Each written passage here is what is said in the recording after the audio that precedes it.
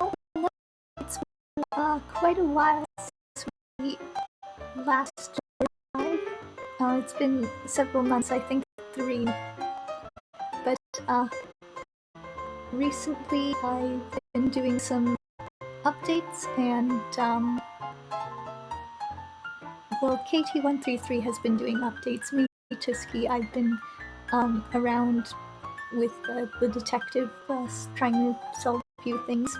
But now I'm back, and today seems like a good day as I need to finish finally chapter 3 of Tally Ho. And now I get to show you this. Ta-da! There's been an update with the layout. You can see the artist just below my screen left elbow. But it's a very nice Art Deco look, which I'm happy with. So, without further ado, let's continue chapter 3 of Tally Ho. We were just in the middle of playing that. Also, the music playing right now is the same as last time, which is Talkies by Humma Humma. Tally Ho. All have assembled outside, and the white horses are being brought out and assigned to guess. Traditionally, there would be a master of the hunt, but Aunt Primrose, a very keen hunter, since she was a young woman, had taken the responsibility of herself. As a group of 6 servants in hunting outfits bring a pack of each hounds out of the kennels, Aunt Primrose talks to each of the dogs, stroking them and inquiring whether or not they are ready to catch a fox. Colonel Firesniff talks to Mopsy, who is yawning without attempting to hide it, as he tells her about his adventures spelunking in Bekulana Land. Rory is talking to Carlington, the butler, and a man in a trench coat with a police badge pinned to it, who listens closely to Rory and scribbles furiously in a small notebook with the words "clues" on the front. The detective looks up as you arrive. Inspector Ambrose, he says. Ambrose! Oh my goodness. Same name.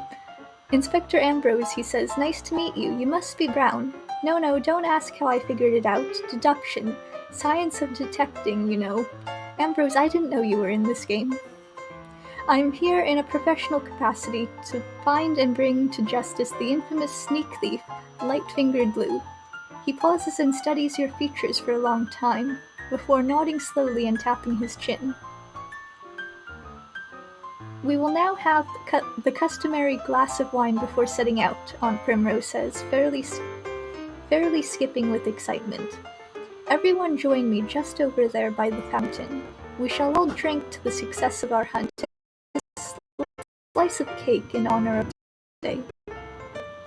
The fountain is a Patin Lane sculpture of Sir Francis Drake holding a spyglass to his eye. The sculpture has been poorly cast, and the left side of Sir Francis's face aligns unevenly with the right side.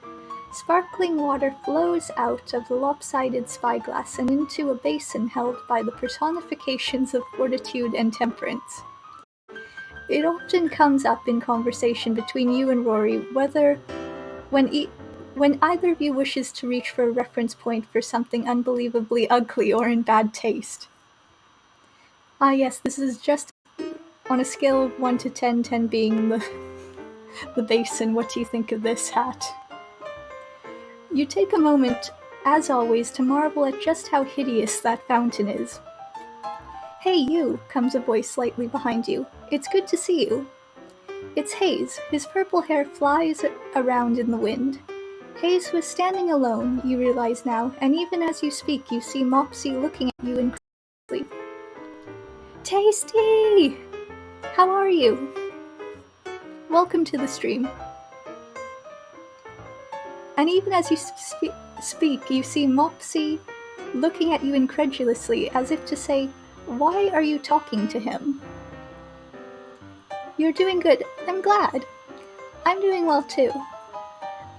Um, the humidity levels are out of control, but it's kind of cool this evening, so I'm streaming. Oh, thank you. The music is Talkies by Hama. I'm pleased as punch to see you, Hayes says with us. Finally some life in this gathering. Not very exciting then out here. He sweeps his arm around in a show of mock grandeur. Not particularly. I hope you'll come riding with us. You can ride with me. Hayes's eyes positively gleam at you. What should we do here?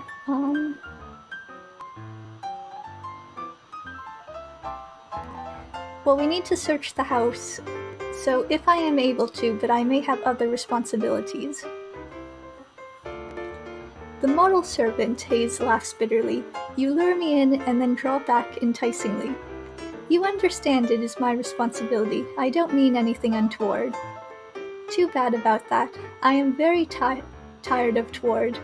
One longs for untoward, but I will settle for what I can get. He laughs again, this time a bit more warmly.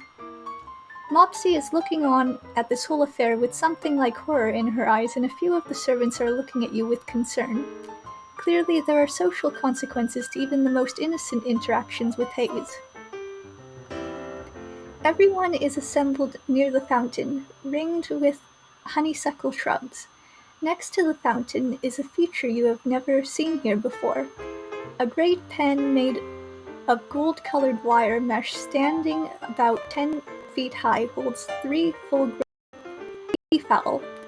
A peacock struts around, train feathers fully extended in a riot of iridescent green and blue.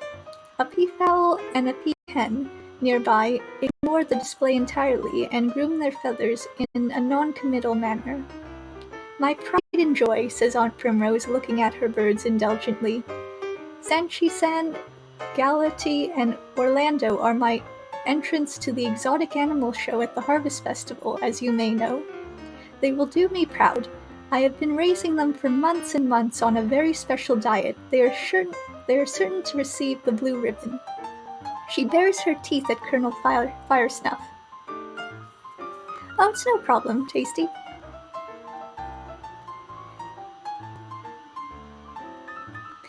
Thanks. I'm having fun so far. Hopefully when I play back the stream, it won't be it won't have any lag issues. Otherwise, I'll have to figure that out. But it was nice seeing you this evening. She bares her teeth at Colonel Firesnuff. Stuff and nonsense, Primrose, he says. You will have to resign yourself to the red or yellow ribbon again. Oh, there is a bit of lag? Okay, I'll have to figure that out afterwards. I think it might be the bit what's it. I need to either lower it or raise it.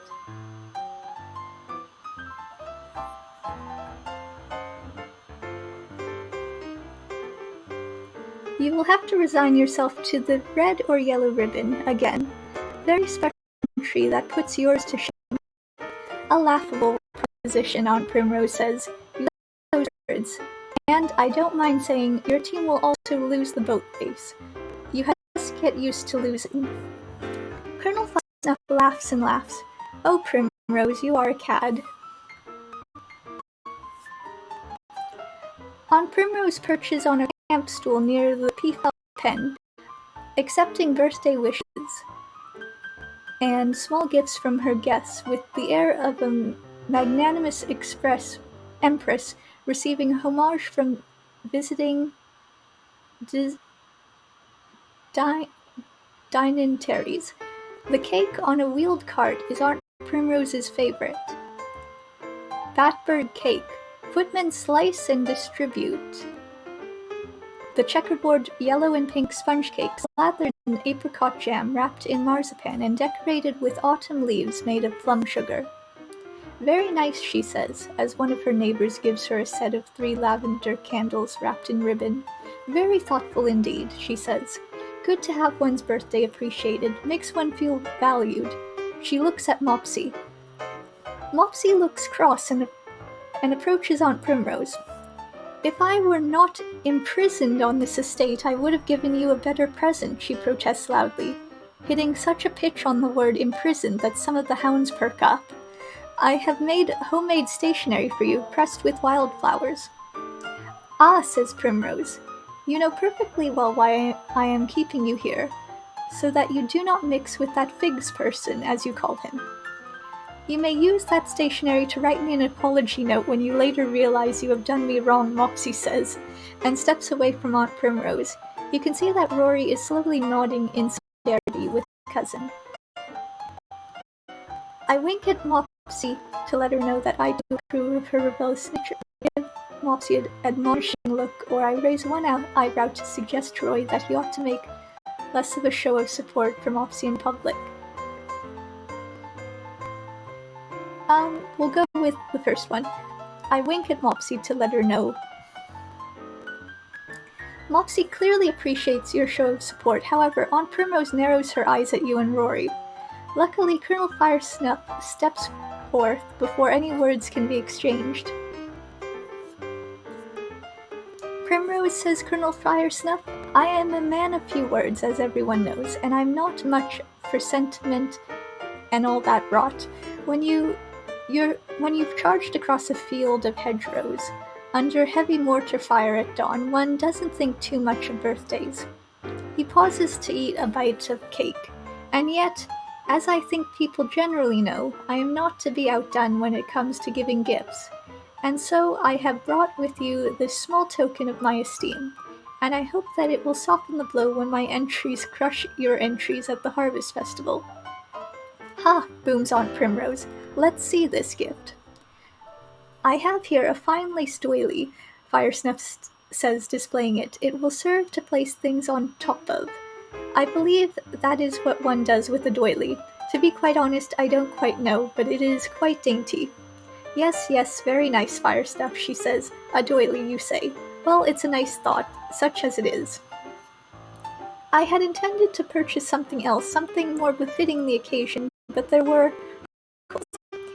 He fixes you with a challenging look. Suffice to say, the fault was not mine. Thank you, Colonel, she said. It is now time for Rory to give his gift to Aunt Primrose, but he doesn't step forward. Go on, sir, you say. Yes, of course, Rory says, except I should have written out a speech or something. Brown, am I getting flushed?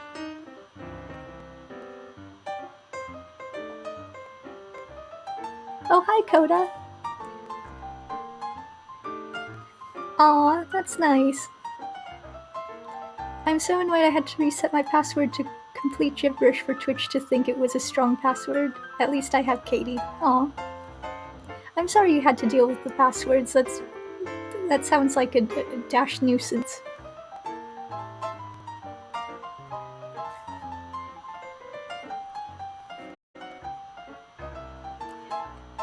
It's bad, yeah.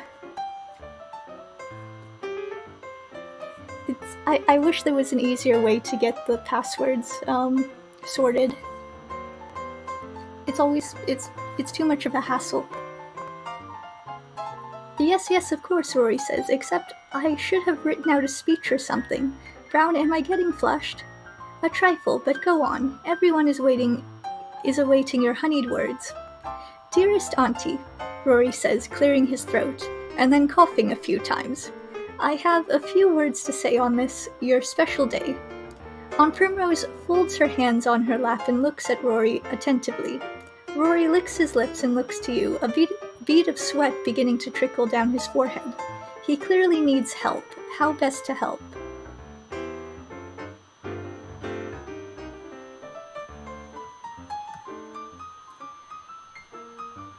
I whisper something effective in Rory's ear. Oh, we got a chat. Say, Aunt Primrose, I offer you this token of my love and affection in thanks for the years of devoted and doting care of me in my youth and into my adulthood. Thank you. That's very good, Rory says. Say it, sir, at this time, you counsel. Rory steps forward, while you hang back modestly as he speaks the phrase you gave him. Aunt Primrose looks authentically touched by the statement, and her kind expression is just what Rory needs to muster up the courage to step forward and present her with the hair stick. "I don't know what to say," says Aunt Primrose.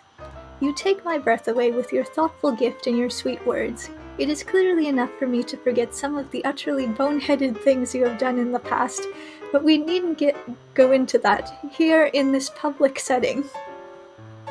Rory graciously doesn't follow up on this conversational thread and leads the crowd in 3 cheers for Aunt Primrose, and then looks at you with thanks in his eyes. As Aunt Primrose mingles with her guests, Colonel Firesnuff accosts you and Rory, hands behind his back, leaning slightly forward as if keenly anticipating this conversation. "I have never been so humiliated when it comes to gift-giving," he says to Rory, exhaling furiously through his nose. "One does not like to admit defeat, and yet here I am, magnanimous in defeat as well as victory. Well played, sir, well played. Your gift-giving is second to none." "I do not really think of gift-giving as a competition," Rory said like a true master of the art. "And you have struck first blood, but I will take my revenge, mark my words. You shall rule the day veiled with a seasoned competitor and tactical genius of me." "Your actions have consequences." And with those parting words, Colonel Firesnuff snaps to attention and joins Aunt Primrose. They and the other guests mount their horses, and you aid Rory to mount his horse as well. Tactical gift-giving. The Master of Hounds is heading into the woods, and the hunters are just about to set off behind him. An air of excitement fills the hunting party, and Aunt Primrose shouts with glee, "Yoicks and tally-ho, let's go!" She kicks her heels and leads the party off to the sound of horns and hounds. They do not wait, alas, for Rory, whose horse is slowly turning in a complete circle. "Just a moment," he calls. "Forward, Cinnamon Bun, yah!" You are working with Rory to explain the proper order of things to Cinnamon Bun when a familiar voice calls out, "Rory, and Brown, I'm so sorry I'm late." And riding up, looking magnificently elegant as ever, is Rory's bride-to-be, Frankincense, Signant. Chapter 4, A Hunting We Will Go. "How lovely," says Frankincense. "How wonderful to see you both. I have been looking forward to this day. I hope you haven't all been having fun without me." "Oh well," says Rory, making fumbling movements with his hands. "Not at all. Glad you're here and all that. I hear that we have some interesting guests to mingle with. An Inspector Ambrose, old Colonel Firesnuff, that strange haze man, and dear Mopsy naturally. Such a shame about her and Figs, don't you think? It's so sad true love is thwarted." Rory utters incoherently. "I hear that one of the guests, the esteemed Professor of Psychology, Clarence Hugh Hickory, will not be attending. Isn't that sad? He is, of course, a very brilliant man. I think we could all stand some improving intellectual discourse. There's simply not enough of it these days. But he had some sort of incident down at the train station on the way here, and he decided not to attend after all." Was he the guy that we pushed past when we were trying to get on the train when it was pulling away? I don't know. It might have been. It makes me wonder, if we didn't do that, would he be here? She reaches out and smooths Cinnamon Bun's flank. Did it kill him? No, it did not kill him.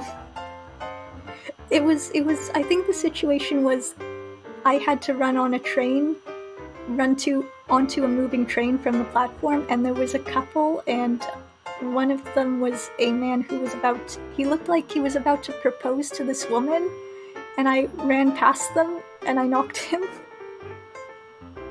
And then I threw money at him to pay for the damages.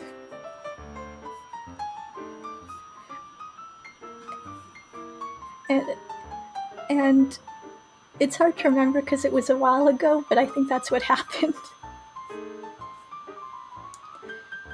She reaches out and smooths Cinnamon Bun's flank. Rory's horse immediately calms down and even nuzzles Frankincense a bit. What do I say? Whispers to you.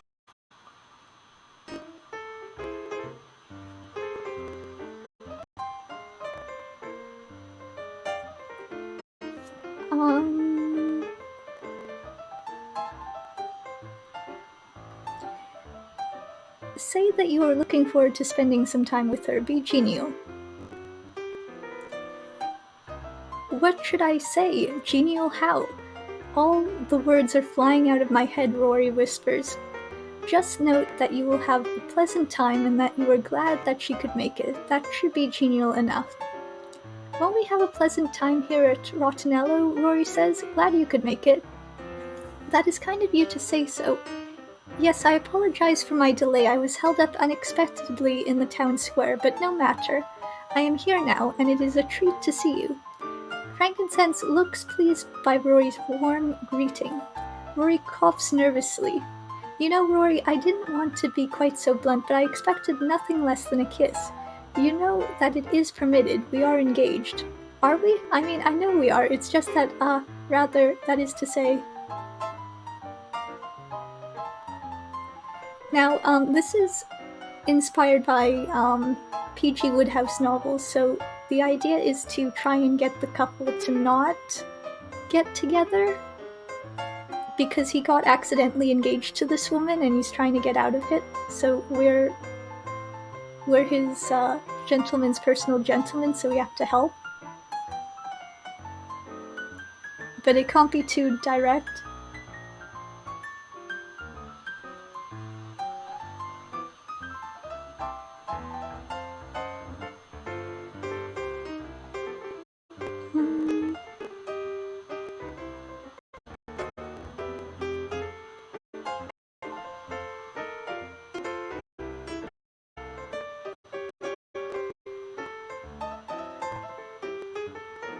You may have a bit of a cold and a sore throat, and I don't wish to infect her, I murmur, knowing that this may irritate Frankincense. I have the sniffles, Rory says, pulling out a handkerchief and honking into it. It may be some sort of seasonal allergy, but it is best to be sure. My goodness, Frankincense says, riding closer to Rory. May I feel your forehead? No need, but Frankincense holds her horse alongside Rory's, reaches out and touches him on the forehead. You are quite clammy. Yes, you may well be a touch ill. Here, I have a throat lozenge. It's made of kelp, sea salt, and buckwheat honey. No need, Rory says, but Frankincense insists, and Rory gingerly accepts it. My illness will pass, Rory says, but I beg your forgiveness vis-a-vis the kiss in question. He has been ill all day, you say. Then I shall watch over you and be a most attentive caretaker, Frankincense says. I will ply you with various herbal remedies and get you in full bloom in no time at all. Do you feel well enough to hunt? I think so. With the help of this lozenge, Rory puts it in his mouth and gags slightly. Oh, that's a very complex flavor. It will do wonders for your sinuses, Frankincense says. If you are ill, I shall strive to care for you. I must learn to care for you after all, and this gives me a wonderful opportunity. The peacock shriek as if to comment on this emotionally fraught moment. Frankincense sneers from Rory and gives you a dazzling smile. Brown, it has far too long since you worked for us, but not a day goes by that I don't say, oh, how smooth Brown made life for us. Frankincense sighs. The estate is positively empty without you. I do miss those special drinks you used to mix, and the way you would polish the silver just so. It's hard to find someone with your sense of detail. We've hired and fired what seems like dozens and dozens since you left. I do wish you hadn't. As Frankincense talks, your mind wanders back to the day you left the service of Signet household. Why did you have to leave their service? The butler correctly believed I was stealing.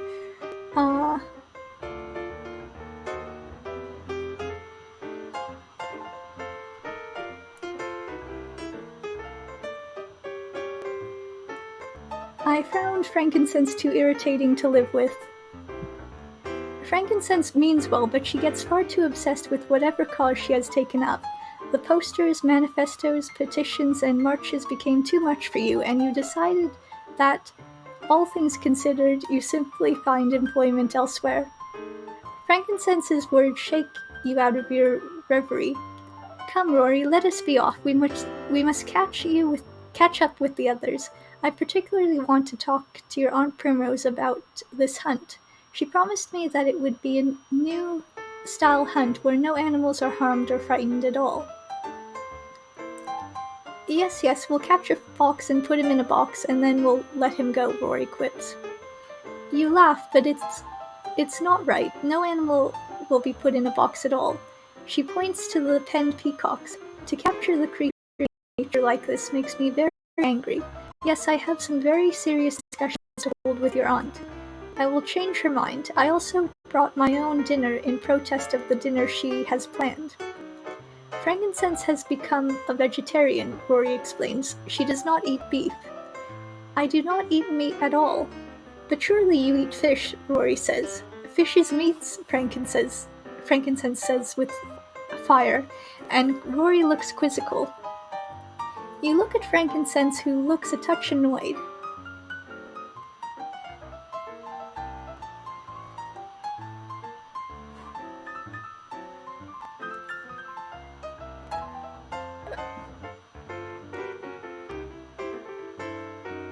I would vote for fish being meat as well. I think I'm going to pick that one so that I don't have to side with either of them, because we have to juggle relationship stats. Like, not necessarily romantic relationship stats, but like reputation points with everyone. Mopsy is very, very fickle. Like, she either 100% likes you or she 0% likes you, and it just can turn on a dime.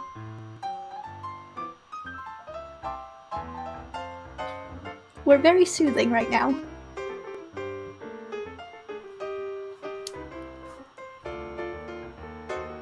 They are more like vegetables of the sea, Rory says. That's how I always think of it, but have it your own way. Thank you, Brown, Frankincense says.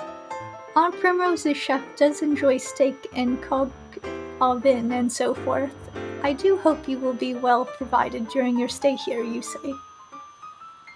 I hope so too. I provided the chef with a detailed list of instructions and some choice ingredients to make his job a bit easier in accommodating me, Frankincense says. I just don't quite understand why you won't eat fish, though. That's the part I don't quite follow, says. We've had this conversation several times already, and it is most tiresome. I'm a friend to swimming things, flying things, and crawling things. There is no animal for whom I do not feel admiration. Rory here seems to feel I take my convictions too far. You knew me when I was just beginning to get involved in local politics. You know the strength of my convictions. Tell him, Brown, of the strength of my convictions, Frankincense insists. I say you take these things just a bit too far, Rory says. When we are wed, there will be no meat in my house, Frankincense says. We will have a healthy, ethical household without poisons like alcohol or tobacco. They are no good for you, Rory. You are too precious to me. For me as well, Rory says. You know the strength of my convictions. I do. Then let us ride. We have so much to talk about. We have so many plans to make for our wedding, not least of all, pinning down a date. I have a number of ideas for a honeymoon as well. What do you think of Venice? So romantic. Let us ride and talk. Rory looks to you, face flushed. Come with us, he whispers. Please, I don't know what's come over me, but I need you to come along. Seamus, Aunt Primrose's cantankerous and dyspeptic groom, leads out several white horses for you to consider. Which of these do you want? Conviction strength strong, unlike my passwords. Which of these do you want? First, I've got Basket. Basket is fairly gentle. Lovely, curly mane and tail. Good if you don't know too don't much know what you're doing, but between you and me, she doesn't much know what she's doing either. Bit of a dance that way. And then you've got Sassy Sunshine. Sassy Sunshine is a strong charger. Snorts fire, good if you can take control of a wild thing of nature. Then you've got good old Dun Higginbottom. Old Dun Higginbottom is as mean as they come, and you've got to give as good as you can get with him. Those are the only choices? Yep, then I'll take...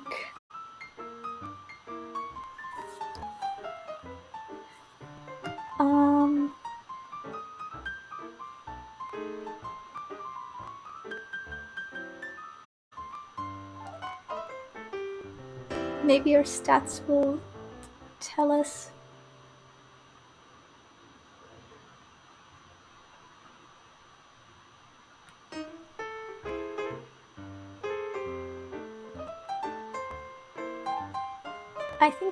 I think be on the safe side, go with Basket. Basket. A fine choice, I'm sure. They say that one's choice of horse says something about one's personality. That's what I hear. What are you suggesting? Oh, I wouldn't care to speculate. Basket is a silly horse, though, aren't you, Basket? Basket frisks up and down, reminding you almost of a rabbit. You notice that Basket has very long, curly eyelashes. She looks at you quizzically. Good, Basket, you say. Seamus holds out a carrot to her. She reaches her head down and eats a stick, then gags and spits it out in disgust. She doesn't see too well either, at least I don't think she can, but she's all right.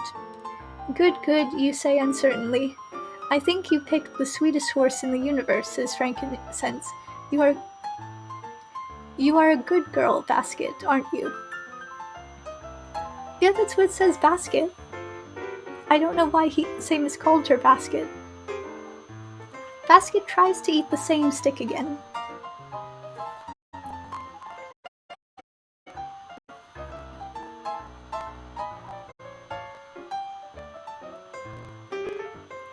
Oh, Basket, okay. Sorry, that was chat delay. At that moment, Valentine, your trainee, bounces around the corner of the house. Say, Brown, I'm going to start getting this post-hunt snack together. I've broken some of the delicate stemware. Isn't that the most? I'm a terrible butterfinger sometimes, but it's pretty fun so far. I think I'm doing well, but Carlington says he's this close to throwing me down a well. Would you come and lend a hand? Post-hunt snack? Yes, Mrs. Patterson has given instruction that we must set out an elegant table with light music. She was most specific. She then said that there would be hell to pay if everything wasn't perfect. I said that I didn't have a tremendous amount of experience at such things, but that I'd ask you. Then she said I could ask whomever I liked so long as the work got done. She was rather curt about it. What should you do?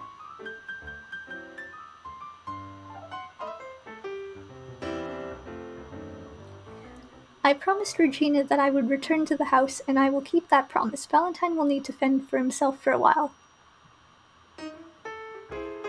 Although Rory and Valentine look at you with pleading eyes, you made a promise. I'm sorry, sir, but I have a responsibility to take care of back at the house. I will try to join you if I am finished in time. Oh, I understand, of course, says Rory distractedly. Come seek me out if you have the opportunity. And together he and Frankincense ride off. Valentine, just use your best judgment for now.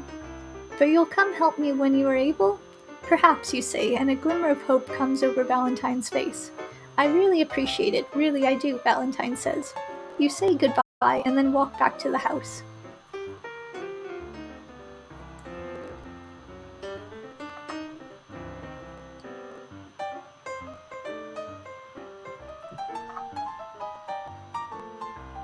You return to the foyer, much quieter now than when the hunting party left. Most of the servants are preparing dinner or preparing the dining room for the feast tonight. All right, Dandelion, Regina says, we have our work cut out for us. The house must be searched for evidence of nefarious spies, saboteurs, and double agents. Trust no one. There are eyes everywhere. Dandelion is our spy name. I'm ready. How do we proceed?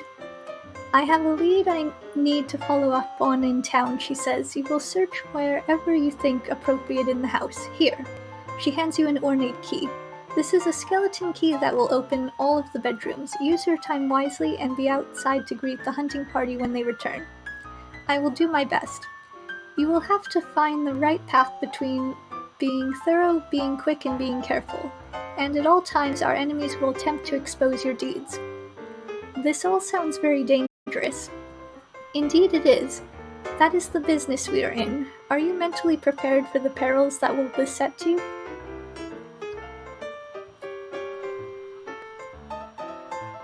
I will do my best to effect satisfaction. Yeah, Dandelion. I appreciate your cool demeanor. It speaks well for your potential fit in the inner circle. I will be evaluating you, however, on your success and failure, not merely your attitude. Of course, you say. Now go forth and do us proud. After the fox hunt is concluded, we shall find a time to put together our hard-won information. Good luck, Dandelion. She walks briskly out of the house, leaving you to your investigation. The hunt has just begun and will conclude in about 2 hours and 30 minutes. Where should you go?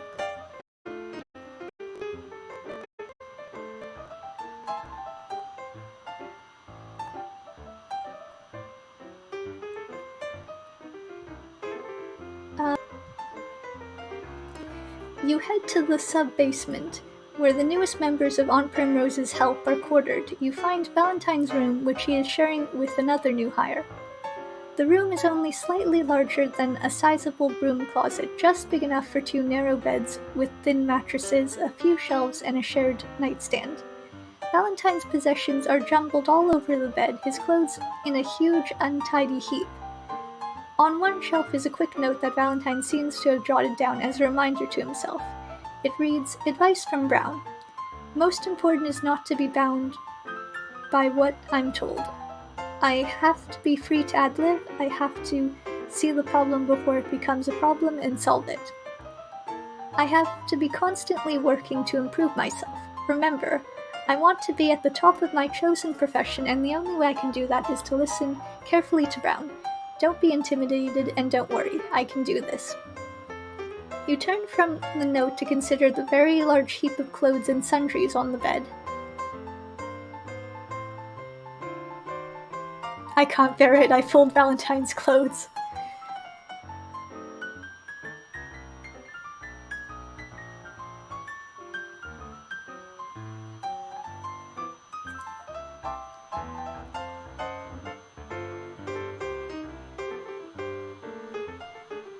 No, doing that will betray our presence here, so, I look through Valentine's possessions to see if there's anything immediately interesting. You pick up a handful of Valentine's clothes and shake them to see if any clues fall out. Then you scout about the small room, eyes peeled for anything out of the ordinary. After looking around for 10 minutes, you find a small packet stuffed into the pocket of an old jacket. It is a typed-up document which you unfold carefully. It reads, "Dear Valentine, I think it is a wise idea to find your way to a place like Primrose Patterson's, but don't you think you'll stick out? You have many wonderful qualities, but subtle play acting is not one of them. They will be on to you in no time, my dear, but as always, you'll do as you wish, and I agree with you that there is a great deal of value that you can take from Rottenello, if you think you can get away with it. And to be perfectly honest, if you were able to bring home some money, that would be very helpful. But please do not get yourself arrested. Much love, your very concerned sister." You read the letter again and then replace it. This seems like an important clue.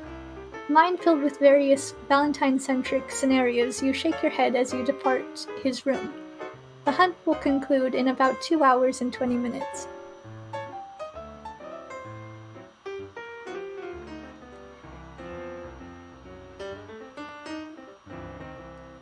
I feel like Aunt Primrose... No, we shouldn't check her room. because I think if something wrong is happening, it won't be her. Ambrose is the detective, so no. Okay, I'm gonna dip out for a bit, but I should check this one out. It's a Twine game, right? It's by the Choice of Games, I think it's called. It's called Tally Ho, and it's by Craig Segal. It's on Steam, and I think other places as well for mobile.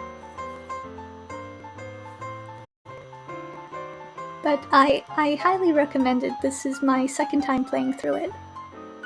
Or I played through it previous times.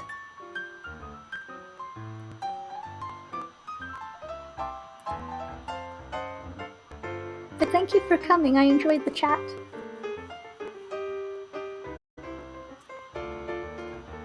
Let's go to Colonel Firesnuff's guest room. Yay, you'll pick it up. Have fun with it. You get to create your own butler-type character, and you can roleplay as them. And there's a lot of choice, like lots of different stuff happened in this playthrough than the previous playthrough I did, so it does have range. You open the door of the Spruce Room, the guest room that Colonel Firesnuff is using. It is a room decorated in rich dark wood with animal heads on plaques on nearly every inch of wall. Aunt Primrose's late husband, Mr. Patterson, was a keen hunter, and this room contains his trophies. It is a fitting room, then, for Colonel Firesnuff. Notably, a very large stuffed moose with a highly annoyed expression occupies one corner, looking at you as if he wants to say something offensive to you. You take a quick look around and notice some notes Colonel Firesnuff has written to himself on a pad relating to the upcoming boat race. The note mentions one Jabs McNabb, who will be rowing for Colonel Firesnuff's team in the upcoming Harvest Festival boat race. This Jabs person will be on the lookout for any opportunity to defeat Aunt Primrose's team during the race, and appears to be angling to lure boats into a hidden ambush. No amount of dishonesty seems to be off the table for Jabs McNabb. Clearly a dirty trickster of the first water. This is very shocking and tells you a good deal about Colonel Firesnuff. You put the notes down and continue to look around. Seems they want to nobble the boat race. A briefcase sits on the mahogany dresser. A shaving kit and a book rest on the night table. The briefcase is battered but sturdy, and a quick glance around the room tells you that the briefcase is the important clue here. It calls to you as if taunting you with the secrets that surely must lie inside.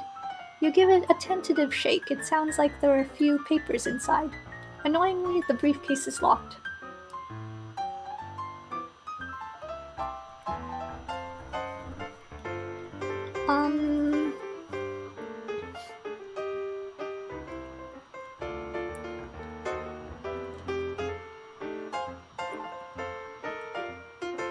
What are our stats? Can we lockpick?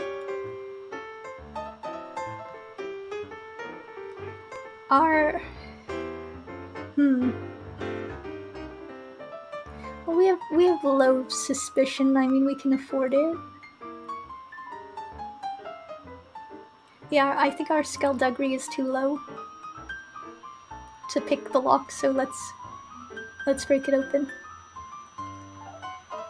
Also, I imagine it could be funny, you know, from a drama point of view. Like, they all come back and he comes out of his room like, there's been a break-in. Someone has stolen my thing. The lock turns out to be a rather strong one, probably tamper-proof, and tampering would aptly describe what you are attempting to do. Alas, the lock does not yield, although you do manage to put a fairly noticeable gouge in the briefcase from your Herculean efforts. You put the briefcase back on the dresser and turn it around so the gouge isn't immediately noticeable. Now what? Try to pick it. First, you have to locate a paper clip. Then bend it into a suitable lockpick and go to work on the lock.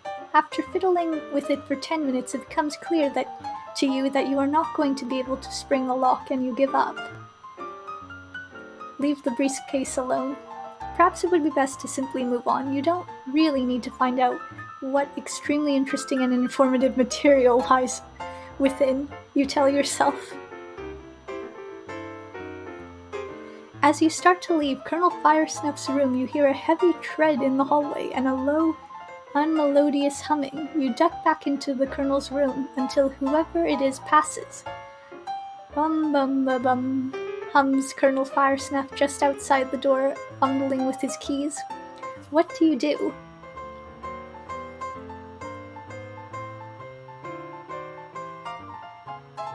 I dive under the bed. You launch yourself across the room and under the bed. What was that? Cries Colonel Firesnuff. Rats, no doubt. Well, have at thee, vermin. He begins sweeping under the bed with his swagger stick, hitting you in some sensitive parts. I say, stop that at once, you say, emerging. Colonel Firesnuff leaps into the air a foot and clutches at his chest. What are you doing here? He cries. This is my room, and you are catching the rats, yes, you say, with an air of wounded pride. And I don't require any thanks. I'm just doing my best to keep the rats out from under your bed. So you say, Colonel Firesnuff says suspiciously. I submit that you are taking me for a fool. Nonsense. I submit that you were in my room and dove under the bed in order to hide from me. That's a ridiculous hypothesis, and I defy it utterly. I shall speak to Inspector Ambrose about it, see if I don't. You argue, but in vain, and when he begins to swing his swagger stick around, you decide you had best depart his room. You lurk about in the foyer until he has left the house, no doubt to inform Inspector Ambrose of your intrusion, but, and this is the important point, he has left the house. The hunt will continue in about 1 hour and 40 minutes.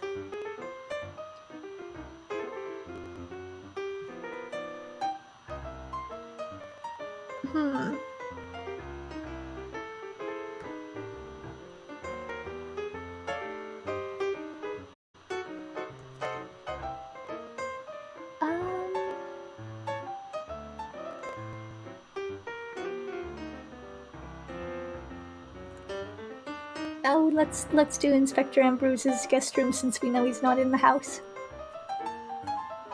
Let's be naughty. According to Regina, Inspector Ambrose is staying in the Pine Room. Since Inspector Ambrose was a late addition to the party, he was given the smallest room.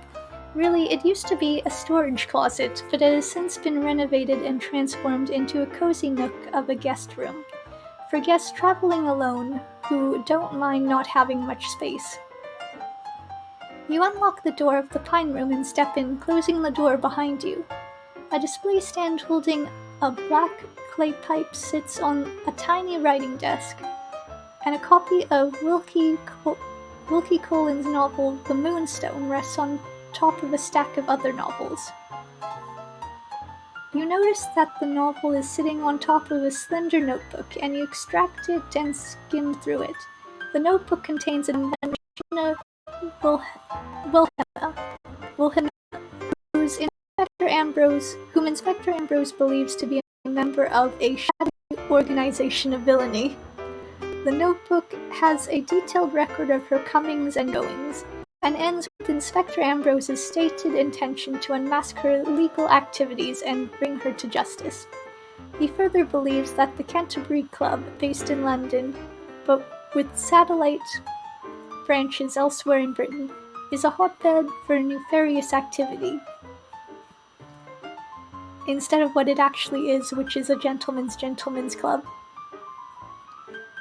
A shocking belief, but understandable. After all, the Canterbury Club is highly exclusive and rather secretive.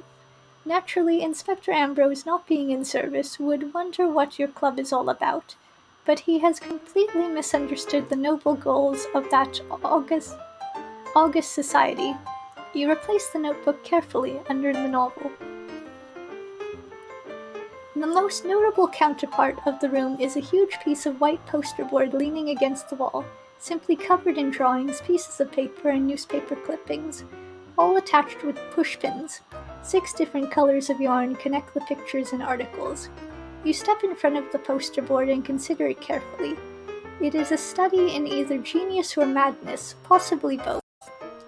At the center of the chart is an outline of a face with a question mark in the center of it, labeled Lightfinger Lou, Master Thief. A hand-drawn picture of everyone staying at Rottenello appears on the board as well, with various pieces of evidence possibly connecting them to this criminal mastermind. Pieces of yarn connect the sketches to pieces of evidence like ticket stubs, an orange peel, and a jigsaw puzzle piece. You cannot help noticing that most of the pieces of red yarn lead to the sketch of Rory. Rory's image is also connected with yarn to index cards that read, "Can't possibly be as foolish as he says." This is rather disturbing. What should you do about it? It would be safest to just leave it alone, but maybe if you are clever enough to figure out what his system is, you can rearrange it to suit you. You could even rearrange it to implicate someone else altogether.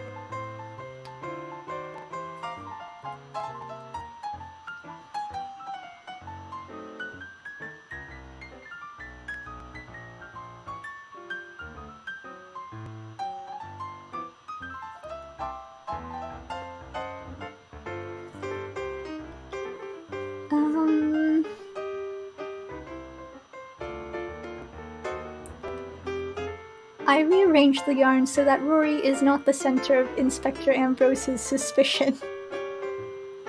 You try, but every time you move one of the pieces of yarn, it pulls 2 more pieces into connection with Rory's sketch.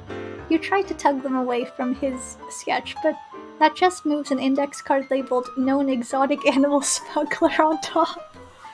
Finally, you give up, coming to the conclusion that you are only making things worse and worse. Well, at least you know that Rory is not an exotic animal smuggler. Or is he, you think, as you depart the room and head elsewhere? The hunt will conclude in about 1 hour and 20 minutes. "Hey, you're not supposed to be in here," someone says behind you. "What are you doing?" Coming out of a room across the hall is young Walter, one of Aunt Primrose's footmen. Uh-oh. He is straightening his jacket and giving you a suspicious look. "We've been told to keep a weather eye out for suspicious behavior. I've got a mind to march over to Mrs. Patterson and Inspector Ambrose and let them know just what's going on here. You know Walter. Walter is well known for accepting monies for favors around the house, and has been known to put the squeeze on guests when something unsavory is going on. You would guess a suitable bribe would keep him quiet, but perhaps there's another way."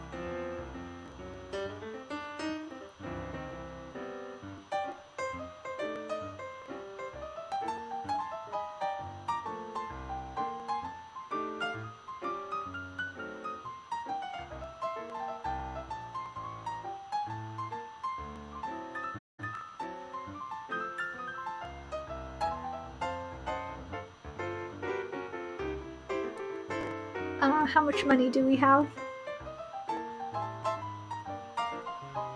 Oh, we've got enough. I'll offer Walter a substantial monetary incentive to say nothing. "Oh, I don't think you saw anything you say. I feel certain of it." You slip Walter a substantial donation of the readies, painful though it is, and he pockets up his ill-gained goods in a trice. He taps the side of his nose in a conspiratorial gesture. "You and me, we understand each other," he says. "People of the world, fellow travelers on the ship of life, we know what makes the world go round." And, hands in his pockets, he whistles and strolls away, leaving you unreported upon, but somewhat the poorer. The hunt will conclude in about 1 hour and 20 minutes.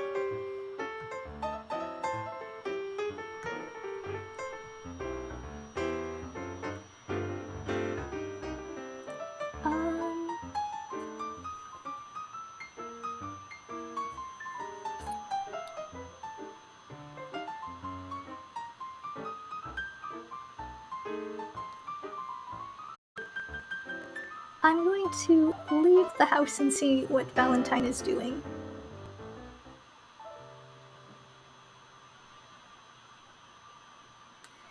You find Valentine sitting against the side of the house near the herb garden, smoking.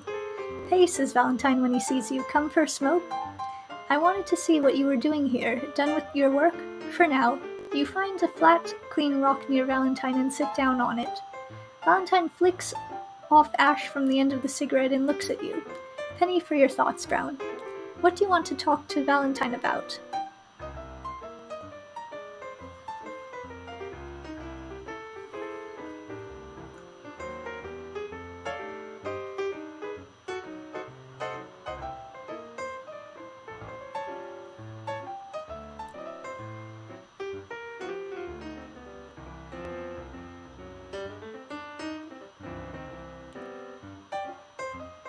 I think...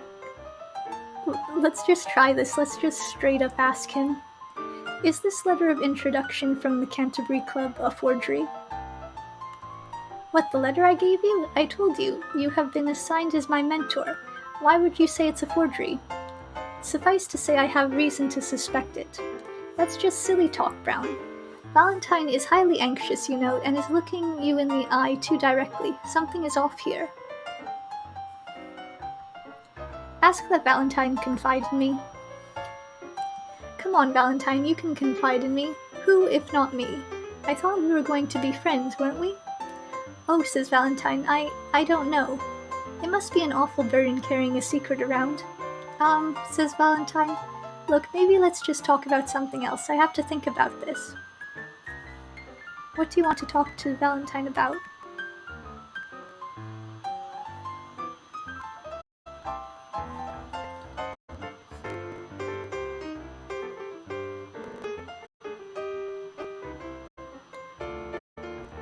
"I'd like to hear some more about Valentine." Valentine twirls the cigarette around his fingers for a moment.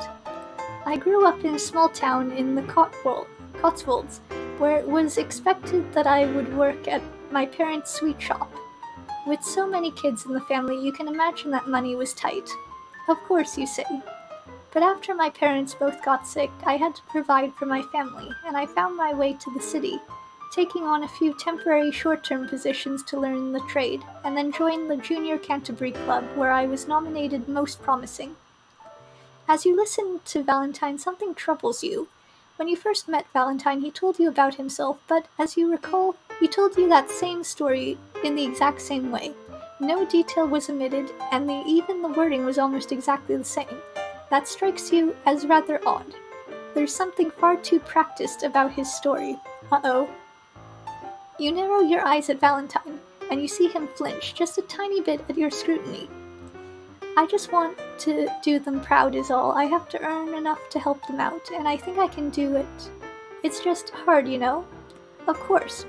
See, we had a little money put away, but when Pa got sick, some of us had to take in laundry when we couldn't get it. And then Ma got sick and baby Tom. We don't know what it is, we just don't know."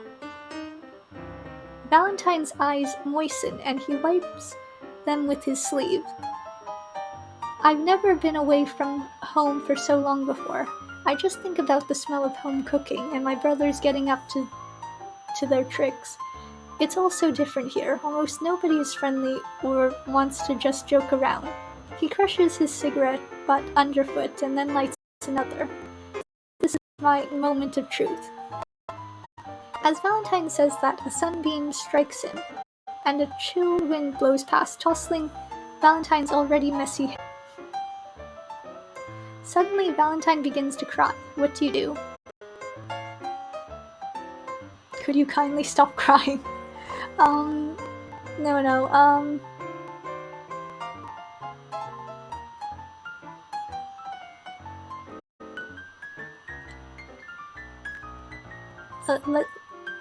Let's be awkward.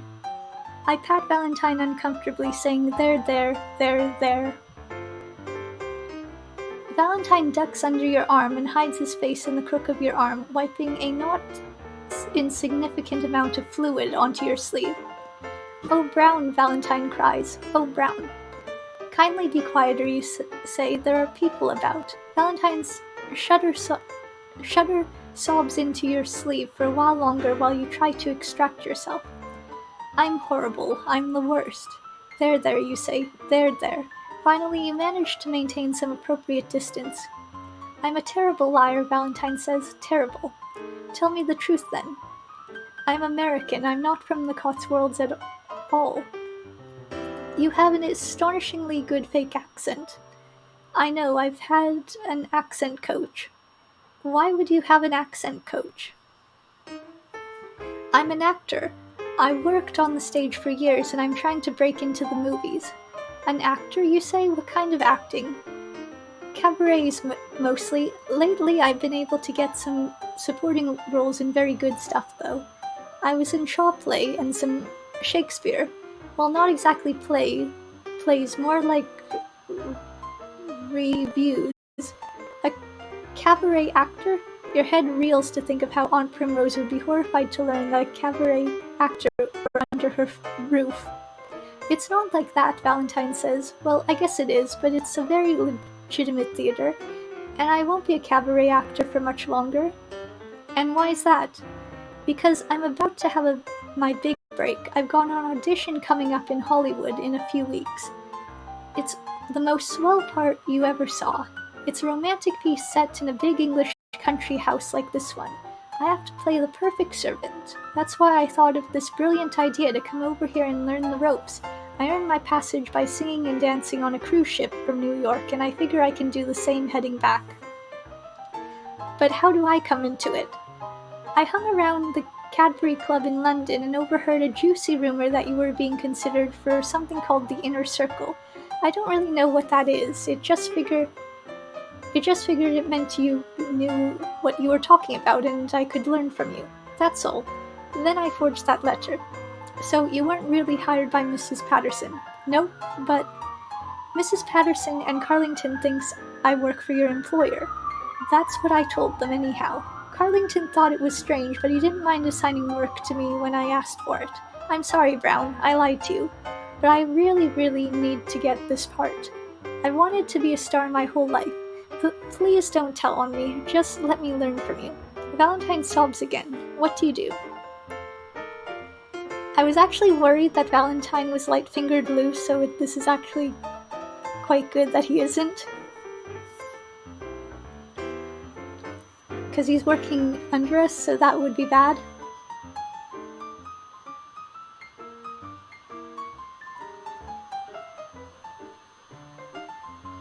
I can't be angry at Valentine, I promised to keep his secret.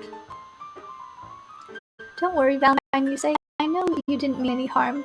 It was a bit foolish, but that's not a crime. You won't say anything? No, I won't. Brown, you are pretty snazzy, thank you. I don't know that I should use the word snazzy for it, but you are welcome. Suddenly, a window opens over you and Valentine. Good day, comes a smooth voice. It is Inspector Ambrose, and he is holding a glass tumbler. Valentine tenses up and he looks at you with an expression of absolute panic. Hello, Inspector, I didn't realize you were in the house.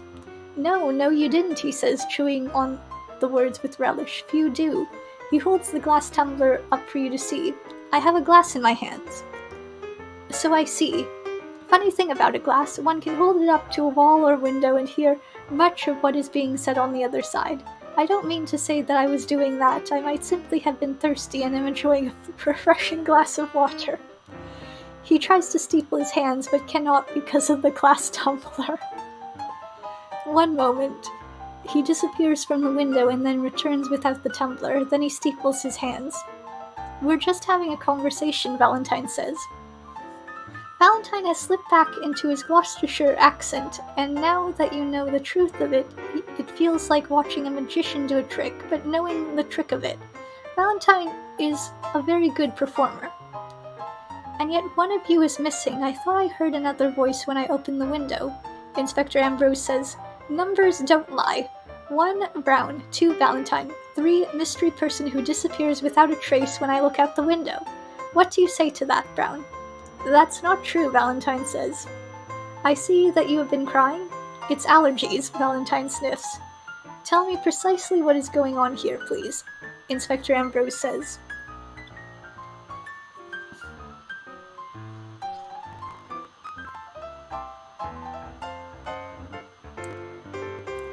I lie and tell Inspector Ambrose that someone suspicious walked by not long ago.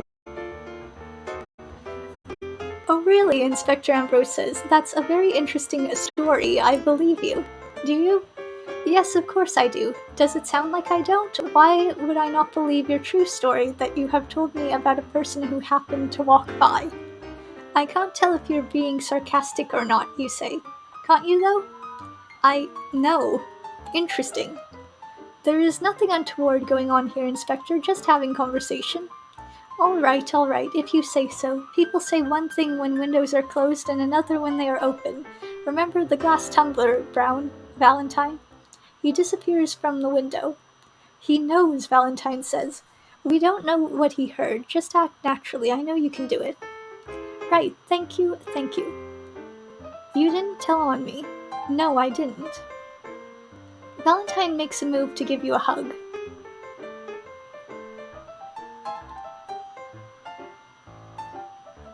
Alright, just this one. I hug back.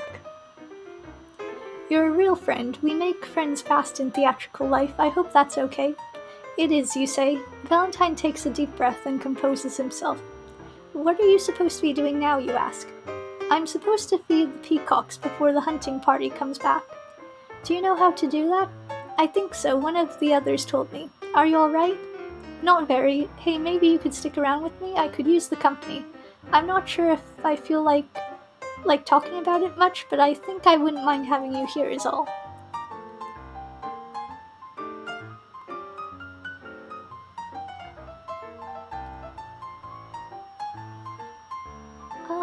It seems that I've been doing this for an hour, so I think this is a good time to stop for now, because, I think what we'll do next time is we'll, join the hunt to see what Rory's doing. Also, my voice is getting a bit worse, so it's a good time to rest. Thank you very much for coming. It's been a long time since I last streamed, and I know there is some lag according to Tasty, so I'll need to look into that to hopefully there won't be as much lag next time.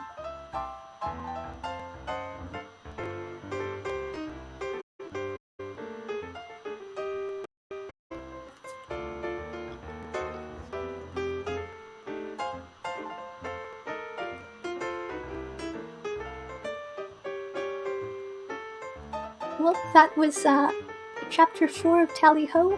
We'll finish the rest of Chapter 4 sometime next stream. I'm not sure when next stream will be because of the heat and humidity levels make it very hard to stream right now. Because there's no AC here in the detective agency, but hopefully it won't be too long. We'll see. But thank you again for coming. Ta-ra!